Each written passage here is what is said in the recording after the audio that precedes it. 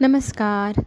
हळद रुसली कुंकू हसलं ह्या मालिकेचे अपडेट पाहण्यासाठी चॅनलला नक्की लाईक करा, सबस्क्राईब करा. आपण आजच्या भागामध्ये पाहणार आहोत. इथे आपली कृष्णा घर सोडून निघालेली असते आणि जाताना आपल्या पतिदेवांचं म्हणजे दुष्यंतच्या पायाला स्पर्श करून आशीर्वाद घेते आणि माफ करा, मी तुम्हाला सोडून कायमची निघत आहे असं बोलते आणि डोळे पुसत पुसत घराबाहेर निघालेली असते. बस स्टॉपपर्यंत जाऊन पोचते. तिथे जाऊन तिला सगळे क्षण आठवत असतात. आपलं लग्न किती संकटाच्या आगीतनं पुढे जाऊन ते निखारलं होतं, ते सगळं काही आठवतं. आपल्याला अख्खं जग सोडून जात होतं, पण दुष्यंतने त्यावेळेला साथ दिली.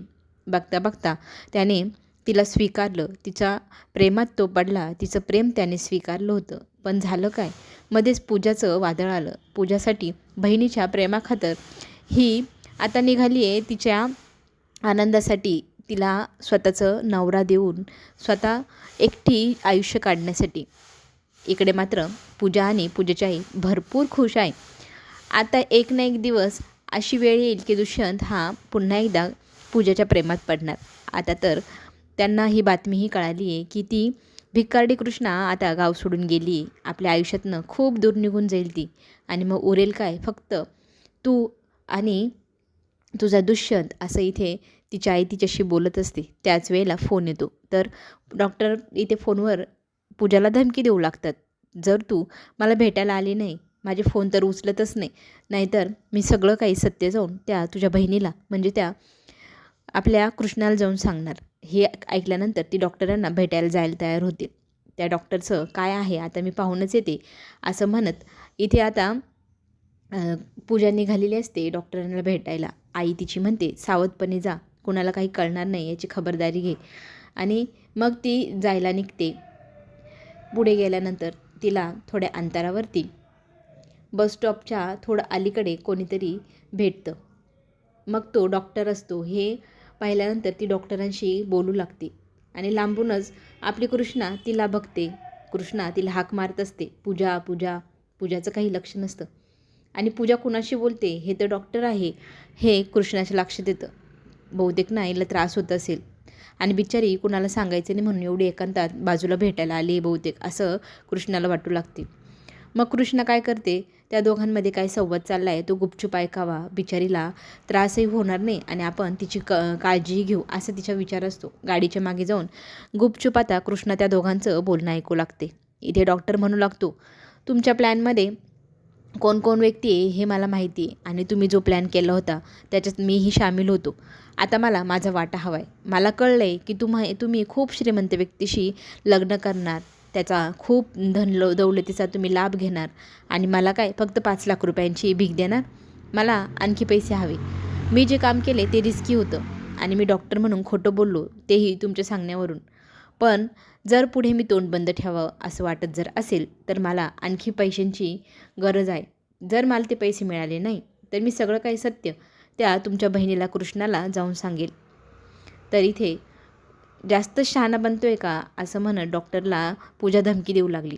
जितके पैसे ठरले होते तितके तुला मिळाले. आता जास्तीचं बोलायचं नाही, जितक्यात काम केलं आहे तितकंच बाकीचं विसरून जायचं, अशी धमकी पूजाने दिल्यानंतर डॉक्टरही म्हणतो, मलाही कळतं मग कोणाजवळ काय सांगायचं, मी सगळं सत्य जाऊन सांगू का असं म्हणू लागतो डॉक्टर. मग इथे पूजा घाबरते आणि तयार होते जास्त पैसे द्यायला. उद्या भेटूया असं म्हणून मग ती निघून जाते. डॉक्टरही खुश असतात, चला ह्या कामाचे आपल्याला चांगले पैसे मिळणार असा विचार करून डॉक्टरही त्याच्या क्लिनिकला जाऊ लागतो. आता इथे झोपेत असलेला दुष्यंत जाग आल्यावरती उठतो तर बघतो इथे कोणीच दिसत नाही. सकाळ तर झाली आहे, भरपूर वेळ झाला आहे, त्याला बरं वाटत नाही तरी तो कणकणल्या अवस्थेतच इथे आपल्या कृष्णाला हाका मारत असतो. पण कृष्णा काही ओ देत नसते. मग तो उठतो. घरामध्ये सगळ्या ठिकाणी तो पाहू लागतो. अख्खं घर सताड मोकळं आहे. दारं उघडे, खिडक्या उघड्या. कुठल्याही दाराला आपली कृष्णा दिसत नाही, कुठल्या खोलीतही दिसत नाही.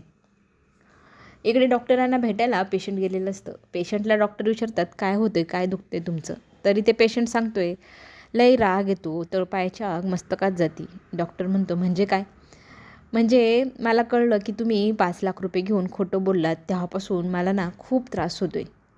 तळपायाची आग मस्तकात जाते, काय करावा सुचत नाही. डॉक्टर म्हणतात, म्हणजे काय, तुम्हाला नक्की काय म्हणायचं आहे, काय दुखतंय तुमचं. डॉक्टरांना इथे काहीच कळत नसतं की ही बाई असं का बोलते. दुष्यंत मात्र आता काळजीत असतो. त्याला पूर्ण घर सापडल्यानंतरही इथे कृष्ण सापडत नाही. तर तो फोन लावतो, फोन बंद येतोय. स्वाती येते, तर स्वाती विचारते काय झालं. तर तो सांगू लागतो, घरभर मी कृष्णाला शोधले, कृष्णा कुठेही नाही, मला फार भीती वाटते, कृष्णा गाव सोडून तर गेली नसेल. कृष्णा डॉक्टरांना इथे आता दमदाटी दाखवू लागली. काय सत्य आहे ते तुम्हाला सांग, जर नाही सांगितलं तर तुझं मी इथेच वेळाने जीव घेईल. तर डॉक्टर इथे घाबरलेल्या अवस्थेत असतो. सगळी घडलेली हकीकत तो भडाभडा बोलू लागतो, सांगू लागतो. आणि हे सगळं कृत्य ह्या बाळजाबाईने आणि आपल्या पूजाने केले हे समजल्यानंतर कृष्णाचा आता आगीचा असा भडका उडावा तसा मोठा रागाचा भडका उडालेला असतो.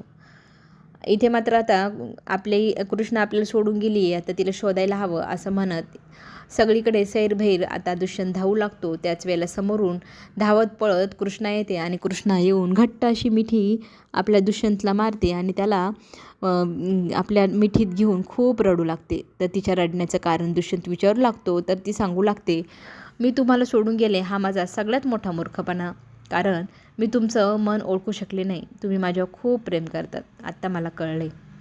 इकडे मात्र बाळजाबाई आणि पूजा खूप खुश आहे. त्यांना कळलं आहे गावभर दुष्यंत कृष्णाला शोधतोय, कृष्णा गाव सोडून गेली आहे, आता तर आपलंच राज्य. ती कृष्णा काही पूजाच्या सुखासाठी कधी वापस येणार नाही आणि ती फारच मूर्ख आहे. बहिणीसाठी खूप जीव ओवाळते हेही पूजाला माहिती आहे. तर पूजा म्हणते आता आपलंच राज्य, आपल्याला हवं तसं आपण करायचं. आता बाळजाबाई खुश असते. इथे आता दुष्यंतला सगळी हकीकत आता कृष्णा सांगायला सुरुवात करते की आपल्याला ह्या पूजाने फसवलं, तिने मेमरी लॉस होण्याचं नाटक केलं, तिला काहीही झालेलं नाही, ती ठणठणीत बरी आहे आणि आपल्या दोघांच्या संसारात तिने घुसण्याचा प्रयत्न केला. डॉक्टरांनाही खोटं बोलली आणि जीव देण्याचं जे नाटक केलं होतं तेही खोटंच होतं हेही मला समजले. आता मी तुम्हाला सोडून कधी कुठे जाणार नाही. मला कळले की तुम्ही माझ्यावरती एकदम मनापासून प्रेम करतात, त्यात कुठलाही स्वार्थ नाही आणि मीही तुमच्यावर खूप प्रेम करते अशी कबुली इथे कृष्णा देते आणि दोघं आता एकमेकांना कधीही सोडून कुठेही जायचं नाही असं वचन देतात. तर पुढील भागामध्ये जाब विचारण्यासाठी आता दुष्यंत आणि कृष्णा पूजाला बोलवतात, तिला विचारू लागतात. तर ती म्हणते मी असं काही केलेलं नाही. दुष्यंतच्या गळ्यात पडू लागते, मी तुझ्यावर किती प्रेम करते तुला माहिती आहे ना. तर दुष्यंत तिला मारतो एक गालपटीत आणि तिला बाजूला सरसावतो. इथे आता पुढे जे काय होईल ते पाहायला आपल्या सगळ्यांना आवडणार. चला तर मग चॅनलला लाईक करा, सबस्क्राईब करायला विसरू नका. पुन्हा भेटूया. धन्यवाद.